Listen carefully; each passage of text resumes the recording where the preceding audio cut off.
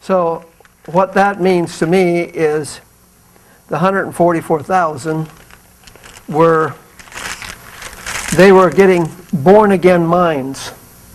So I'm getting this thing is not opening where I want it. Okay, there it is. To be marked in the forehead is just like a type in the shadow in the book of Revelation. That means that in the case of where God's mark is on your forehead, it means that you've got God's nature put into your mind. Your mind is born again, just like, your spirit was, before you were saved, your spirit was in the old creation, but when you were saved, it came into the new creation. And but what Jesus said, to take up your cross and follow me, that the whole thing, the purpose of the cross for us at this present time is to get our soul, our mind, our body, our will, not the body, our soul, our mind, our will through the cross, so that our mind can think God's thoughts, have God's nature in it. Our will is conformed to God's will, so that everything we want is exactly the same thing God wants.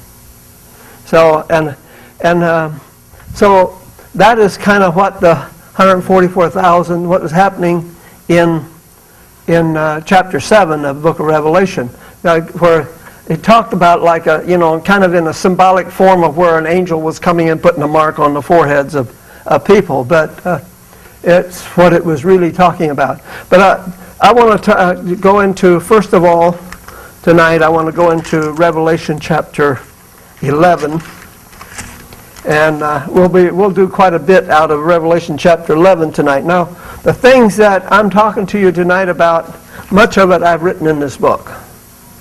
So some of you've got this book. I don't know how many of you have. I brought a few copies in case somebody doesn't have it and would like to have it, because I go through the book of Revelation in that book. The second half of the book goes through the book of Revelation. So, and it will be a lot of the stuff will be in that book that I'll talk about tonight. But what I want you to see here is that, let me get my glasses out here. And the book of Revelation has, like I said, it's a very symbolic book. It has a lot of symbolism in it. It has a lot of types and shadows. And so, and to understand it, you have to almost go through a whole bunch of the Bible. But let me just start with the first verse in chapter 11. It says, "There was given unto me a reed like unto a rod, and the angel stood, saying, Rise and measure the temple of God, and the altar, and them that worship therein." So, what he's saying here is, in Revelation, it seems like it starts at the beginning of the tribulation, time after time, and goes through the first half, when you're going through the first part of the book. Here, we're again starting at the beginning of the tribulation. What's happening is that it is time for God's people to be marked on their forehead, just like we read about in chapter 7. And what the angel did is he gave him a rod, a reed like a rod, to measure the temple to see if it was ready. In other words, when God has a people that are ready, then Jesus is going to come suddenly to his temple, and the first half of the tribulation will begin, because he now has a people marked in their minds, have God's nature in their mind, that can stand. Before that, if the tribulation begun before that, nobody could stand. And I will show you a whole lot about this in just a little bit, because there's a whole lot about this in the Bible. So he said to measure it. So, in other words, have the people come to the place where their obedience is fulfilled. You're measuring the temple to see if God's people's obedience is fulfilled. See if God's people are mourning about the evil that is in the church. All the things that I mentioned to you last week, I think it was last week when I read you the list, or did I read it to you back in early April? But I read to you a list of things that made you prepared for the coming of the Lord. And it said, things that make you prepared. One of them is to mourn, and the other one is take up your cross to follow Jesus. Another one is to watch and pray, to keep the word of Jesus' patience, keep the Sermon on the Mount.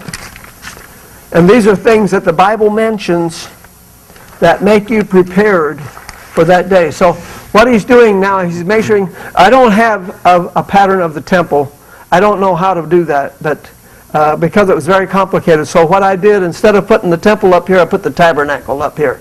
You can see here, this is the outer court here, and this is the gate here. That's what they call the gate that you enter in. Some people think of the gate as being just a little offset so that people go around it to come in. I don't know how it works. The Bible doesn't seem to be clear about it.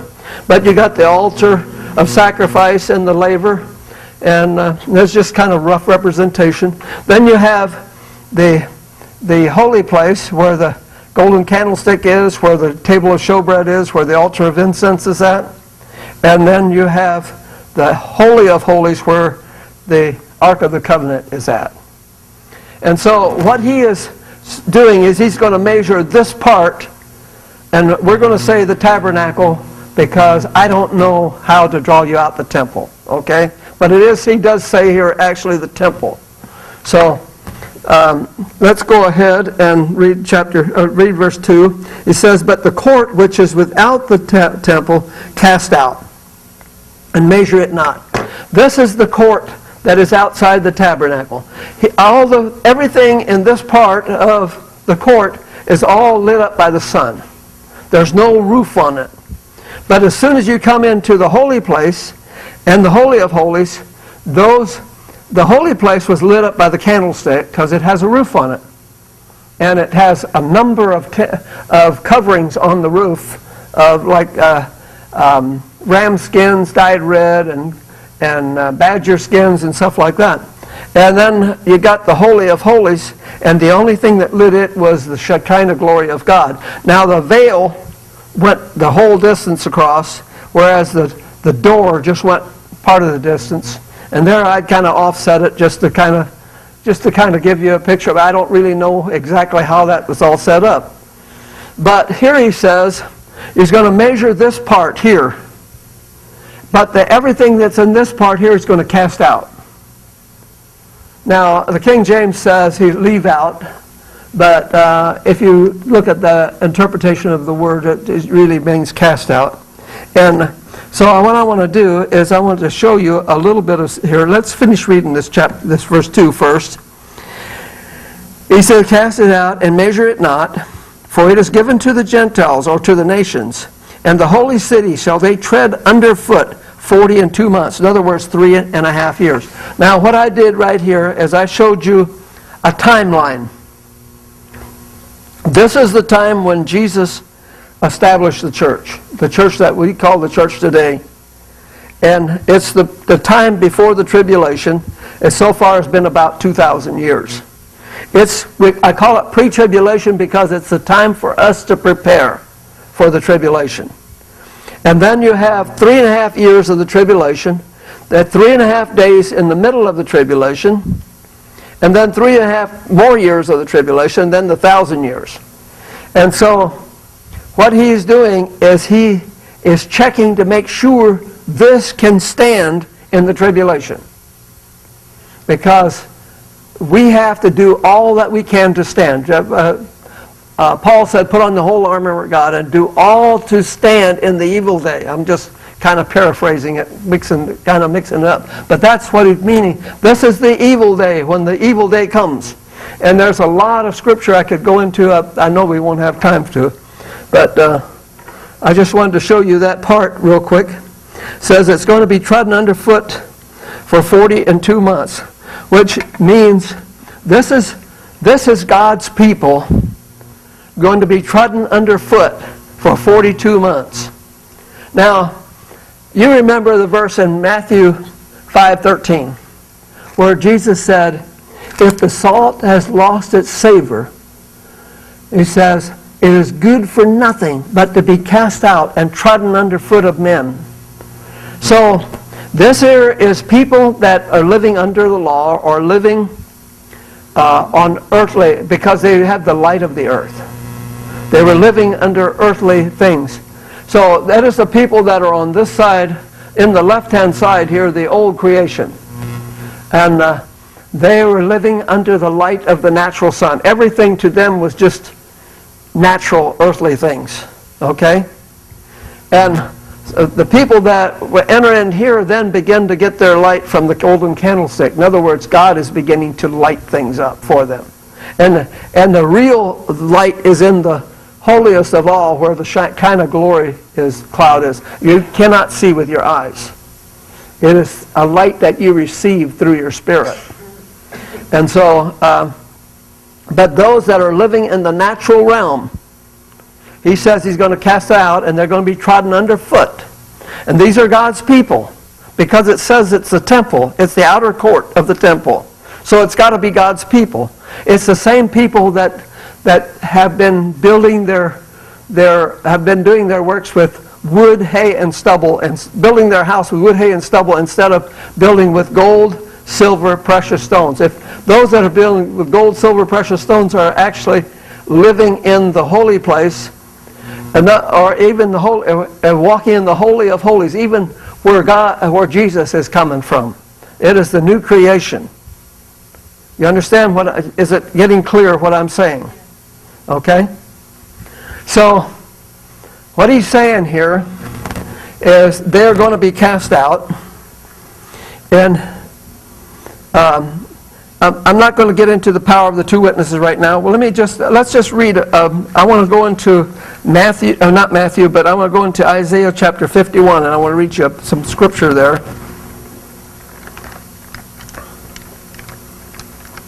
Because this is talked about in many places in the Bible, and if I'll just give you a couple verses you can copy down, so that if you happen to want to look it up, you could look it up in Lamentations chapter 4 is another place where this is talked about. I'm see if I got it written down here somewhere. I thought I did, but another place where this is talked about is in Psalm chapter 79. Psalm 79, okay? They don't really actually go by chapters, go by Psalms. And there's some more of them. Oh yeah, here they are. At Lamentation 4, Jeremiah 30:31. It's another place. And there are many places where but I just want to read on Isaiah 51 tonight, because it's got too short a time to go into anything else. Let's start with verse 17. It says, "Awake, awake, stand up, O Jerusalem, which has drunk of the hand of the Lord the cup of his fury. You have drunken the dregs of the cup of trembling and wrung them out." Jerusalem, these are God's people. It doesn't matter whether you're talking about God's people under the Old Testament or God's people under the New Testament. The Jerusalem he's talking about, you can go to the Old Testament where they lived according to the law, and but there were those that lived by faith, you see, and their salvation in the Old Testament was by faith. They did it. When they kept the law, they kept it by faith.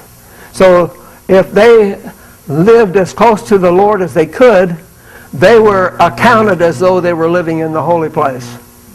Even though they were living in, they could not enter there, because you couldn't enter there without the blood of Jesus Christ. It wasn't available yet for you. And so they were accounted as though they were.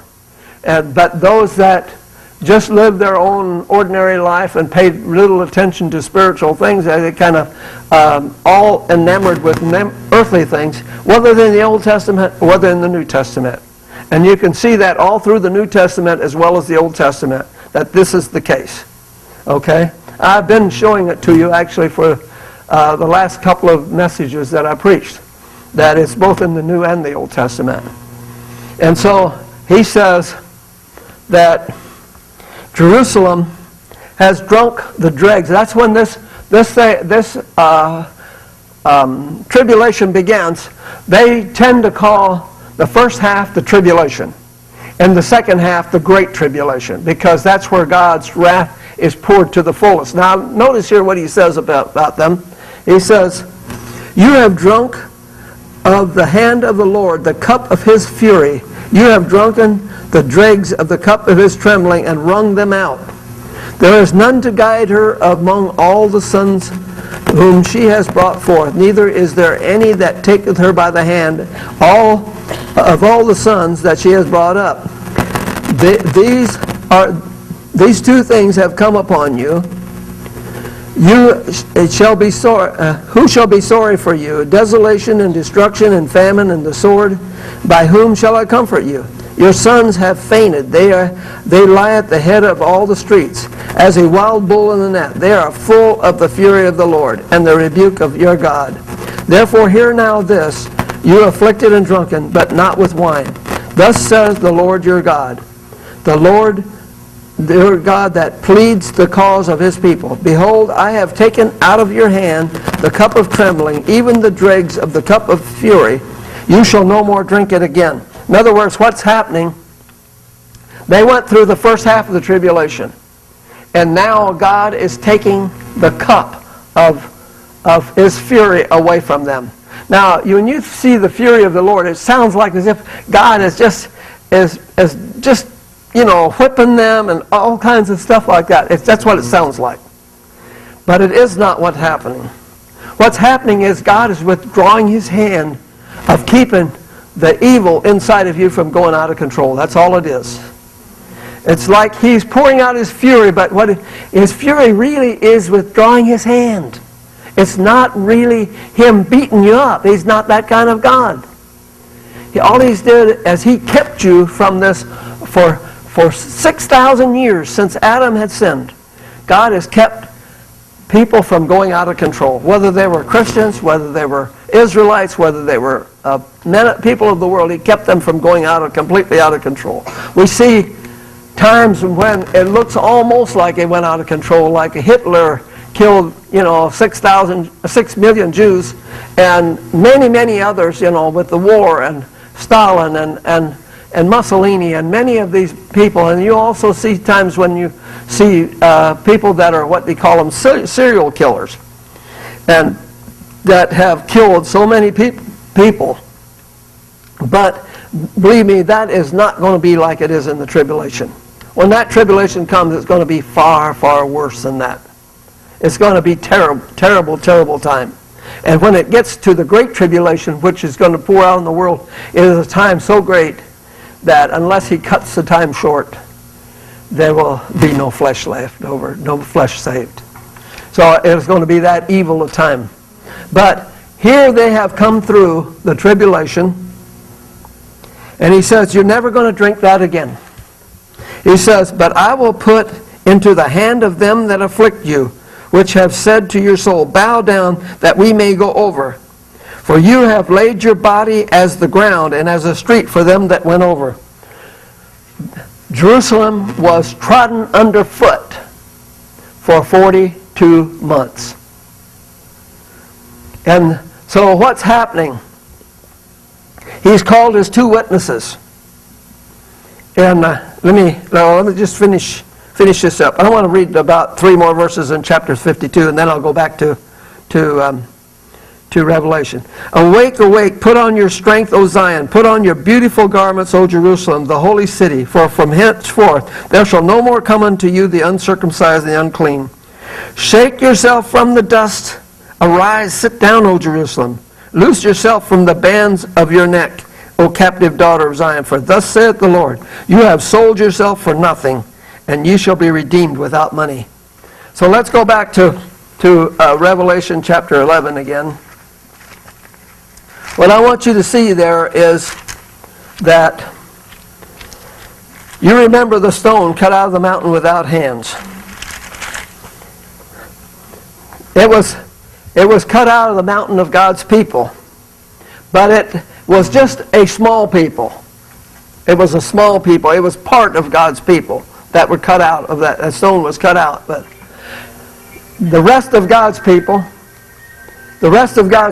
were left behind.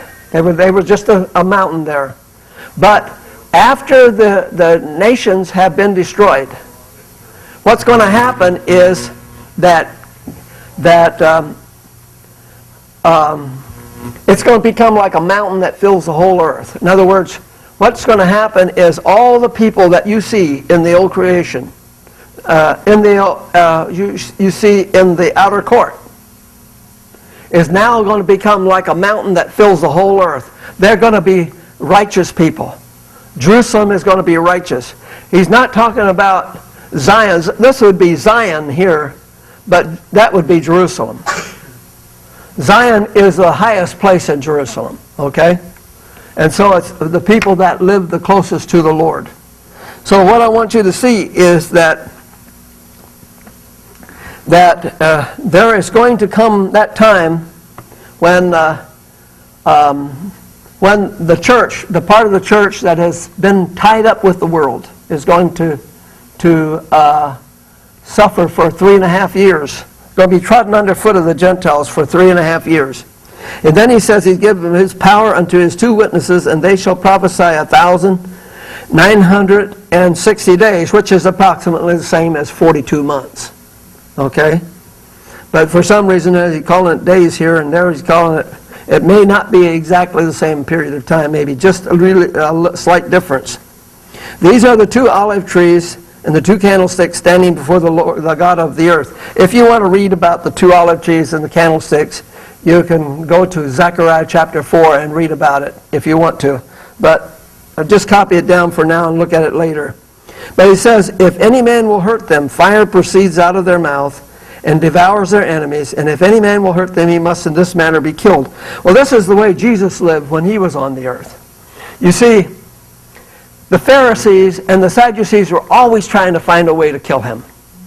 But the fire always came out of his mouth and slew him. Now, this is symbolic slaying. It's not, he didn't actually kill anybody. But you see, this here is full of symbolism. The fire that came out of Jesus' mouth, the words that came out of Jesus' mouth were like a fire that nothing could stand before.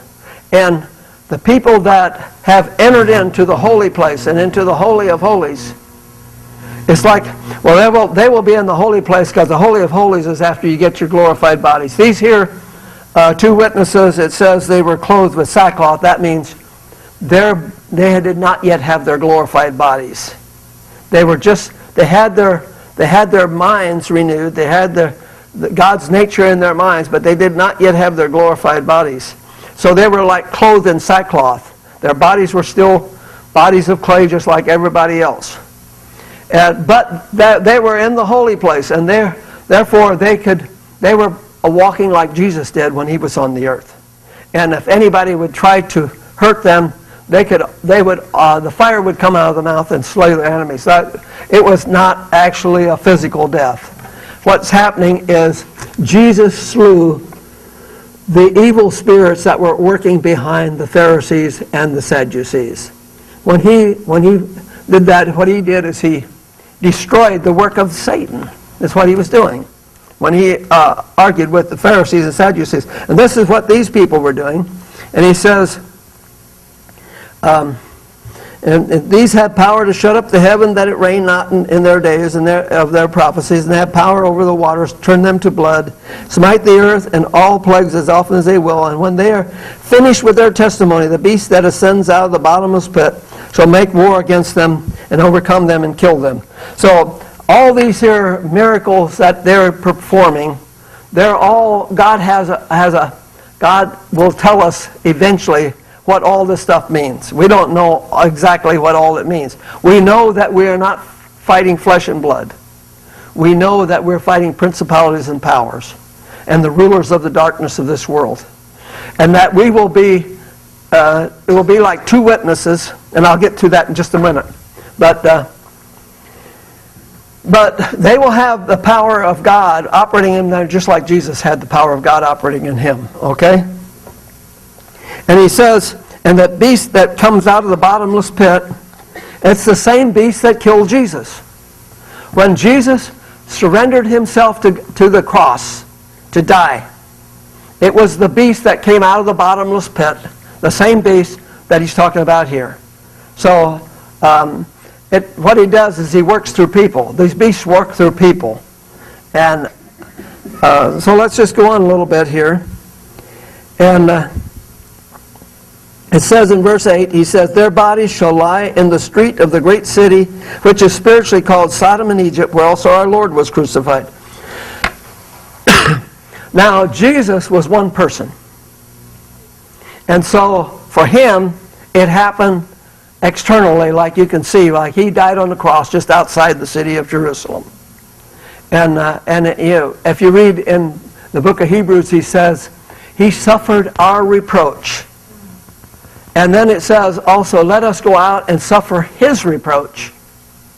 So that means that he's preparing us for this time when we can do the same thing he did. Now, this may not be physical death. I don't know what that's going to be like. I don't know. Only God knows what it's going to be like.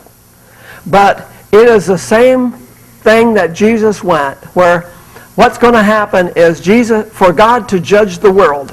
When the second half of the tribulation comes, before it can come, God has to have 2 or 3 witnesses to the death and resurrection of Jesus Christ. The world has got to reject Jesus 2 or 3 times before that can happen. So what he's saying is the people that are in here are 2 witnesses, and Jesus is 1 witness. Now, they're going to see 2 witnesses right before them, and they can also go back to a 3rd witness, which is Jesus on the cross. And so what's going to happen is that when there are 2 or 3 witnesses to the death of Jesus Christ, then God has a right to take the world and judge it. Okay? So what you see here is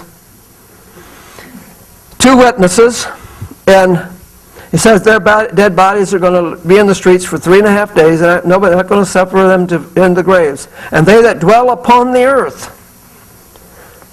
Now, when he says dwell upon the earth, remember how I said that these are code words. It means people whose minds are on earthly things. Christians whose minds are on earthly things. It's not really talking about the world. It's talking about the people of God whose minds are on earthly things. The world, that's all they have. Is they live not on the earth, but they live in the sea. And so it's talking about people of God whose minds are on earthly things. It says, they that dwell upon the earth shall rejoice over them and make merry and shall send gifts one to another. They're going to have Christmas.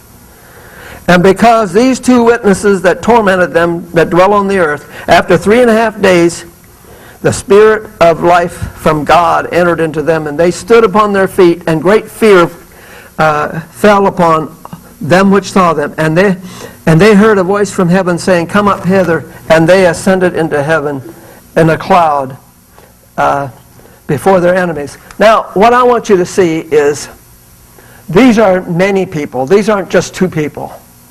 These are many people all over the world. Many people all over the world. And so when Jesus was here, it was only in one place. But this is going to be example is going to show to everybody, everywhere on the earth. Because these people are going to be all over the world. And this city, called spiritually Sodom and Egypt, is really God's people that are tied to earthly things. All over the world. Just like these people, everything's all over the world. So that everybody can see. And the nations, all over the world. Because now I want to read to you verse 15. It says, the 7th angel sounded, and there were great voices in heaven saying, the kingdoms of this world are become the kingdoms of our Lord and of his Christ, and he shall reign forever. Now, you see, God took possession of the kingdoms of the world. And the judgment that he's going to bring forth is really a judgment against the principalities and powers of darkness. Now, the people that crucified Jesus, they didn't know that they were being controlled by Satan. They didn't know that it was the beast that came out of the bottomless pit that was controlling them. It was an evil beast from Satan that was controlling them and causing them to say, crucify him, crucify him. And they turned loose a murder in place of Jesus. Well, that's the same thing that's going to happen to those of us. Now, I don't know whether there was any physical death involved here or not. I have no idea. God only knows what it's all about. But I do know that it's a testimony, again, of the death and resurrection of Jesus Christ. And now I want to read just a little bit out of chapter 12. It says that there appeared a great wonder in heaven, a woman clothed with the sun and the moon under her feet, and upon her head a crown of 12 stars. Now, a lot of people have typed this as being Israel and that Jesus was being born. But while you can make that application, it's not what it's talking about, because Israel is never talked about as being in the heavens. Never. And the moon under her feet. The moon really is the reflection of the sun. Or in other words, it is the law. It is people living under laws and rules and things like that instead of walking in the Spirit. But this woman in the heavens was really talking about a woman that walks in the Spirit. And you can see that all through the New Testament, where he says that we are coming to Mount Zion, the heavenly Jerusalem, that the Jerusalem which is above is the mother of us all, and things like that. He's talking about God's people that are walking with God. And notice here what happens. There is she is pregnant and she's going to have a baby. And it says, she being with child, travailing in birth, and pain to be delivered. And there appeared another wonder in heaven. Behold, a great red dragon, having 7 heads and 10 horns, and 7 crowns on his head, and his tail drew the third part of the stars of heaven, did cast them to the earth. And the dragon stood before the woman that was ready to be delivered, to devour her child as soon as it was born. And she brought forth a man-child who was to rule all nations with a rod of iron. And her child was caught up unto God to his throne. So there's a lot of pictures of this in the Bible and even in the Revelation. In the Revelation, it shows Jesus being on a white horse. And all those that followed, the army that followed him on white horses. This is what he's talking about. This is the man that was being born. Is Jesus and his followers. This is the stone that is cut out of the mountain without hands. This is the people who don't form the thing themselves. They don't come up with their own eyes, their own minds, their own thoughts. But they only do what they see their Father do. They only do what they see Jesus do, just like Jesus did. It is a stone cut out of the mountain without hands. And notice what it was caught to. Not only to heaven, but it says it was caught up to the throne.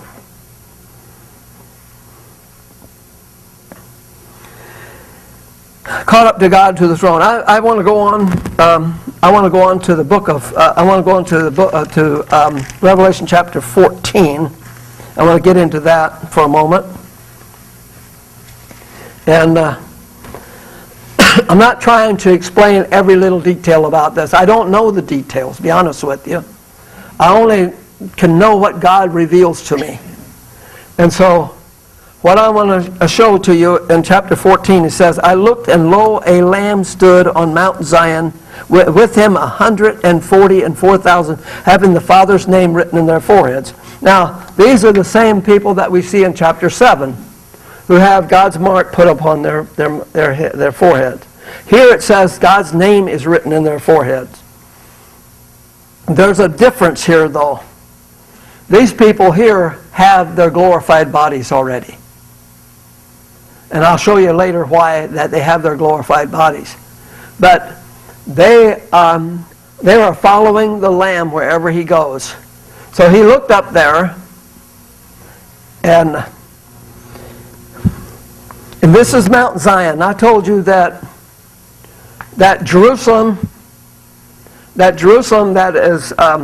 that was being judged is here. And actually, this is a higher place. This is where people are walking to some extent with God, and here's where the people walk, where their walk is completely with God. So right here we have people that have their minds have been renewed. They have God's nature in their minds. It's in the holy place. But when they get to the Holy of Holies, they have their resurrected bodies. If they have actually moved into there. But you can walk in the Holy of Holies because this Holy of Holies is the same thing as the new creation. So you can walk there. Your spirit is already in the Holy of Holies. It's already seated at the right hand of Jesus Christ. Your spirit is already there. But our mind and our will and our bodies are not there yet. And so what we have to have is we got to come to have resurrected minds. We have to come, our minds have got to be born again. It's got to have God's nature put in. Otherwise, we would never be able to withstand the tribulation. We would not, the ones that, he says, when he said to in Revelation chapter 3, says to the church of Philadelphia, that he will make them a pillar in the temple of God. He will open up doors that nobody can shut, close doors that nobody can open. And he says, because you have kept the word of my patience, I will keep you from the temptation that's coming upon the whole world to try it. Because what's happening is when Jesus suddenly comes to his temple, they will be marked in their minds. Their minds will have been changed, have God's nature put into them. And because God's nature is in their minds, they won't be able to be tempted anymore. Even though their bodies are not yet glorified, they will not be able to be tempted because God cannot be tempted. And his nature is in your mind. His nature is already in your spirit. And the Bible says that the new man is created in righteousness and true holiness. You find that in Ephesians 4:24. That the new man is created in righteousness and true holiness. It has God's righteousness already in it. It's just like God. Our spirit has God's righteousness already in it. God's nature already in it. It can't be tempted. And so, but our minds can be tempted because his nature is not there. So what we have to do is we have to have our minds marked, our minds born again before the tribulation can come. Otherwise, until God has a people whose mind has been born again, there cannot be any tribulation. God will delay the tribulation until he has that kind of people. No matter what it takes. He will delay it until that happens. And nobody knows when this place is going to measure up. Because only when it completely measures up to God's standard that he is ready for, then he will come. That when Jesus will suddenly come to his temple, when it measures up. And nobody knows when it's going to measure up. All we can do is try to preach the gospel of the kingdom all over the world. Now the gospel of salvation has pretty much gone all over the world. But the gospel of salvation is taught differently by everybody that teaches it. But the gospel of the kingdom is going to be, there may be some differences, but it's going to be, they're going to be much more in line with each other. That just means that Jesus is the king, and I have got to come into full obedience to him. There's not much you can change on that. Everybody that teaches it is going to have to teach it that way. But you notice that these people, they're going to teach the everlasting gospel, which there is no error whatsoever. But, well, I'll get into that in a few minutes. But let me go ahead and read. I'm not sure where we stopped at. We'll start with verse 2. And I heard a voice from heaven as the voice of many waters, as the voice of great thunder. And I heard the voice of harpers harping with their harps. And they sung a new song. They sung, as it were, a new song before the throne and before the four living creatures and the elders. And no man could learn that song but the 144,000 which were redeemed from the earth. Now, when you were born again, you sung a new song that only can be sung by people that are born again. No matter how much you tell people, you can't tell them what it's like to be born again. You can try all you want to, but you can't do it.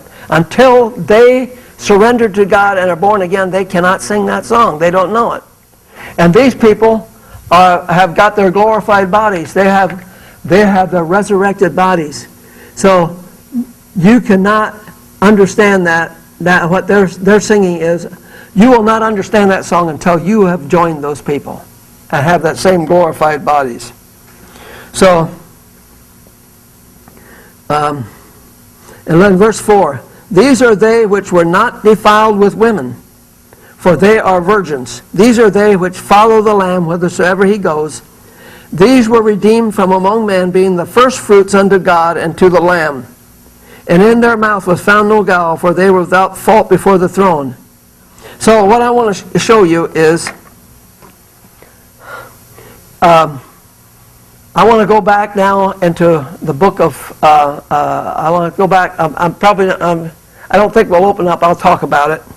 Go back to books of Leviticus and to Exodus, where it says that Israel, when they, after they had the Passover and they were starting with the unleavened bread, the Feast of Unleavened Bread, during that Feast of Unleavened Bread, they had to wave a sheaf of grain before the Lord.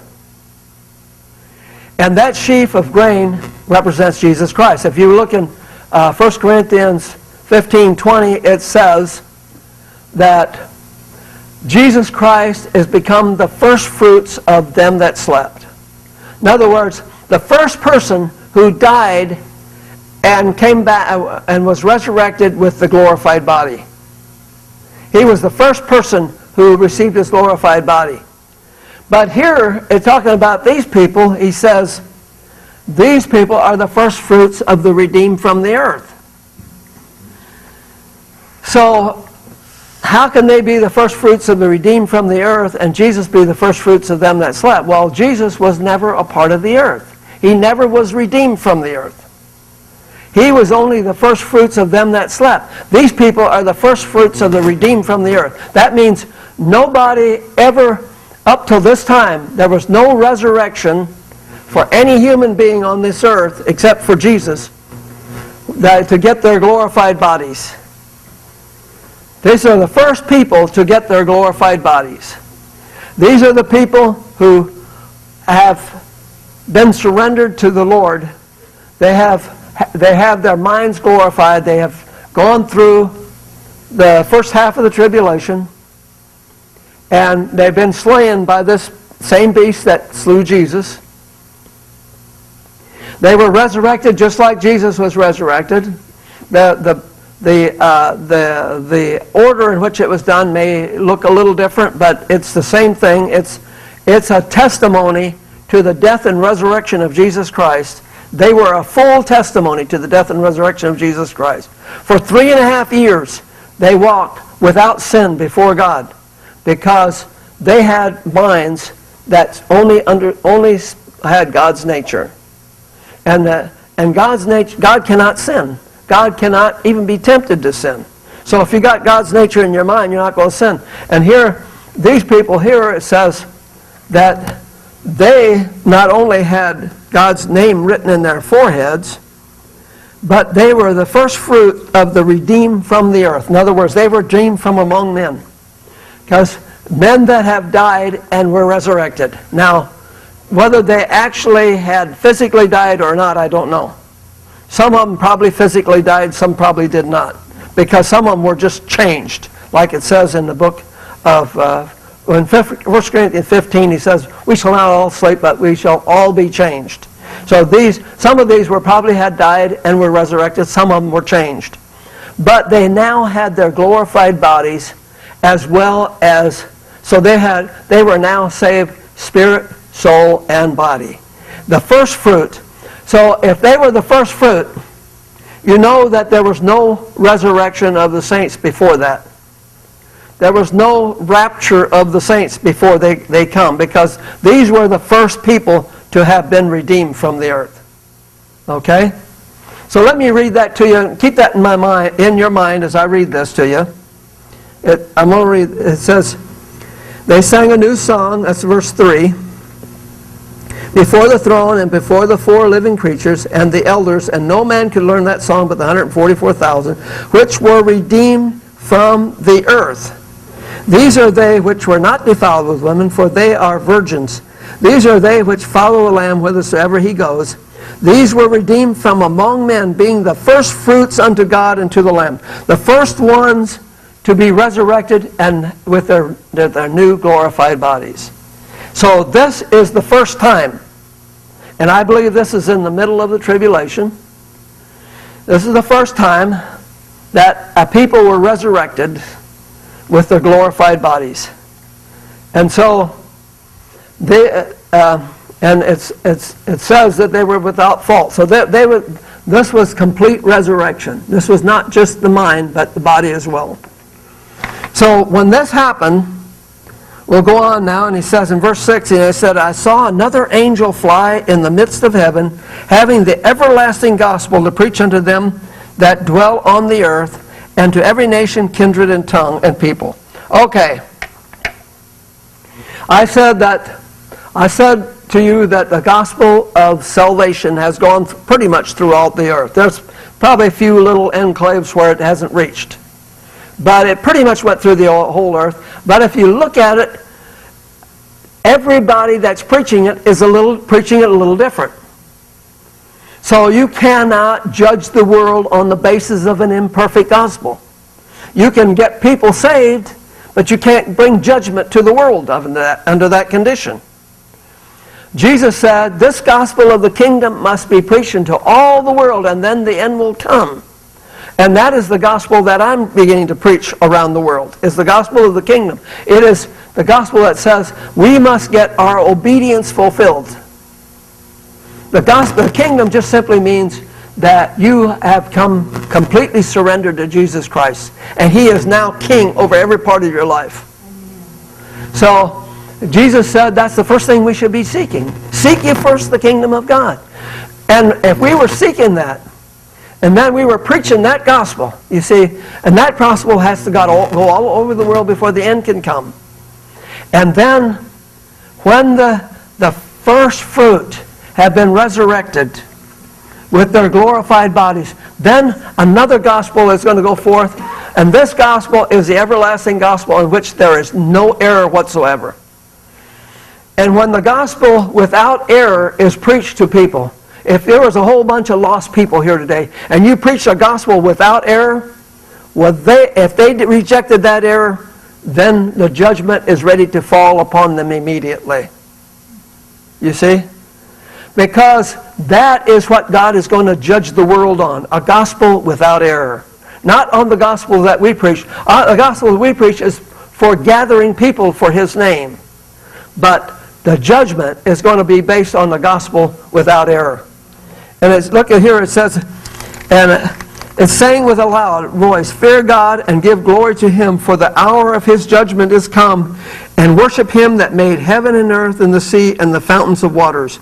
And there followed another angel, saying, Babylon is fallen, that great city, because she had made all nations drink of the wine of the wrath of her fornication. And this is what the churches are involved in all over the world right now. The third angel followed, saying with a loud voice, if any man worship the beast and his image, and receive the mark in their forehead or in their hand, the same shall drink of the wine of the wrath of God, which is poured out without mixture, into his cup of his indignation. And he shall be tormented with fire and brimstone in the presence of the holy angels and before the presence of the Lamb. And the smoke of their torment ascends up forever and ever. And they have no rest day nor night that worship the beast and his image, and whosoever receives the mark of his name. And here is the patience of the saints. Here are they which keep the commandments of God and the faith of Jesus. And I heard a voice from heaven saying unto me, write, blessed are the dead which die in the Lord from here on. Yes, saith the Spirit, for they may rest in their labors, and their works do follow them. You notice there it says that the people that die in the Lord at that point, their works follow him. You see, we're living in a pre-tribulation time right now. And in Timothy it says that some men's works go before into judgment, some men's works follow after. For those who are every day taking up their cross to follow Jesus and are judging themselves. Their works are already going into judgment because the cross is the instrument of judgment. All these things, these judgments he talks about in here, it's the cross. Every one of them is the cross. And when we go to the cross every day, we are judging ourselves. Our works are going before into judgment. But there is coming a time, and this is the time right after the middle of the tribulation, when this 144,000 begin to preach the gospel. And there's going to be people saved. But at that time, you cannot judge yourself anymore. Your works have only going to follow you, and you have to face the judgment. There's nothing you can do about it. So he says, that works follow them. But look in 14, he says, I looked and behold a white cloud, and him that sits upon the cloud was one like the Son of Man, having his head a golden crown and his hand a sharp sickle. It's probably God's people and Jesus put together. It's probably what it is. Because you notice the sheaf of grain that he says that Israel gave during the Feast of Unleavened Bread. The sheaf of grain that they took and they waved before the Lord. A sheaf of grain is not one grain. It is a whole series. You take a whole series of stalks of wheat, and you take a whole series and you put your hand tight against it, and then you take a string and wrap it around and tie it. That's a sheaf of grain. Jesus is that sheaf of grain. You notice that in Daniel, when it said, Daniel, this Son of Man, it says, one like unto the sons of men. When Jesus appeared to Daniel, it was like the sons of men. It was not one person, it was many persons. So, because time to God, it doesn't exist. And Jesus and his people together appeared to Daniel. It was a time, the time did not exist in the heavenlies, the only time it exists here. And so, it is God's people joined together. It was that army on horses. Jesus leading an army on horses that appeared to Daniel. But it appeared as one like unto the sons of men. It's plural, sons of men. So, we see that Jesus is that sheaf of grain that was waved, and is a type of Jesus' death on the cross. And it wasn't Jesus dying by himself. We died in him. And so, but this 144,000 is a type of the tithe that the children of Israel gave to the Levites.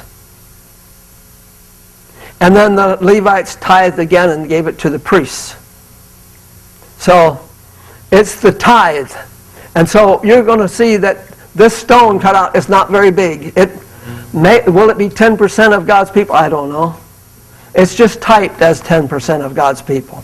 This 144,000 is just a type.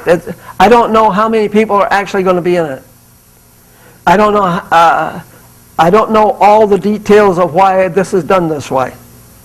But I just know that there's going to be a people that are going to get their obedience fulfilled.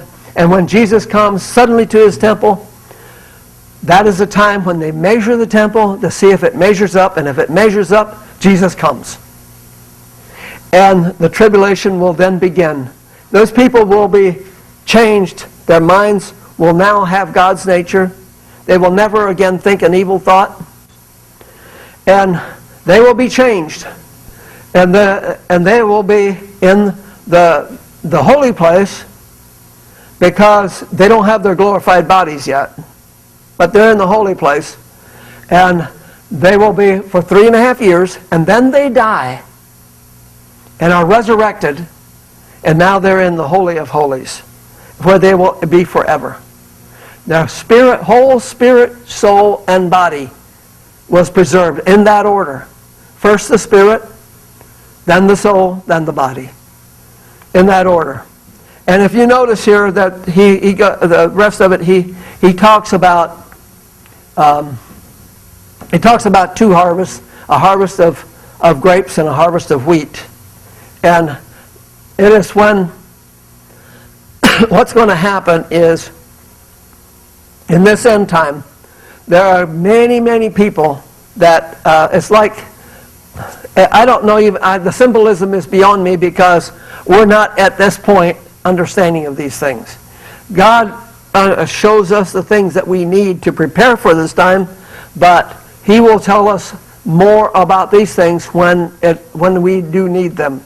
But it's a time when it says that the blood came up to a horse's bridle for I forget how many furlongs it was, but many furlongs.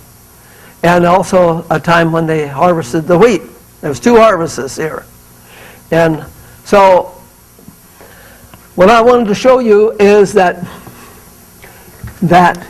in order to bring in the last people that are to be saved, the everlasting gospel went forth.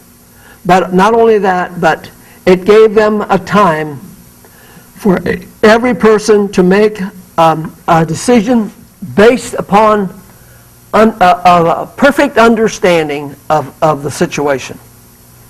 If you would choose to be lost in that situation, you have chosen at a time when there was a perfect gospel, you had perfect understanding of what you were doing. If people choose to be lost today, they don't have understanding. Many people that are lost do not have understanding today. But in that day, there will be perfect understanding because it was an everlasting gospel. A gospel that had no error whatsoever. And whatever their choice was, it was made forever. I cannot tell you all that much about it. I don't know. But I just know that it shows it here as forever, and that's good enough for me. And when God shows us more about it, then we will know more about it. But the judgment, until God has a people that will tell the tabernacle, tell the temple of God. This is the tabernacle. I just showed it that, but it actually says in here the temple. Until the temple can measure up to God's standard, Jesus is not coming back. And when He comes back, there's going to be a people that will go through and die the death that Jesus died. And where will they die the death? It says in it's actually Jerusalem, in Sodom and Egypt. That's spiritually called Sodom and Egypt. It's because the people have been tied up with Egypt, the things of the world. They've been tied up with Sodom. That is the sexual immorality and things of that nature. And they are the ones that are going to kill the people that are in here. But I don't know if it's a physical death. I do not know. I cannot tell you how it's all about. I just know that it's another experience like Jesus had, and that it's the thing that God is going to use then to have His right to bring the judgment to the rest of the world. Because that's always the way He brings judgment. He always allows the righteous to be sacrificed so He can judge the wicked.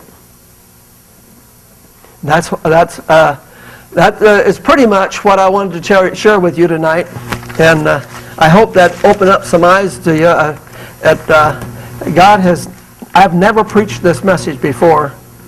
I never felt like God was giving me the go ahead to preach it. I don't know whether God's going to have me preach it in the Philippines or in Africa or what. I do not know, but. This is the first time I preached this message. I pray God's blessing upon everybody. Is there any questions anybody has? Any thoughts that you want to give? Can you understand that God, when He says, only within there's 2 or 3 witnesses can you kill a man? Same way that God, He puts that same law upon Himself, even though He knows perfectly who's guilty and who's not. Until there are 2 or 3 witnesses. And there's going to be 3 witnesses. We are going to be called 2 witnesses. Jesus is another witness. And the world will have had all the witness it needed for God to bring judgment upon it. So, any other questions? Any questions or any thoughts? Okay. Well, God bless you, folks. I have these books here. If anybody didn't get one, I had passed them out a couple years ago. If anybody didn't get one, these are my books. The thing that I taught you tonight is in this book. Just about everything that I taught to you. That may not be quite everything because this book was written 10 years ago. So, all right.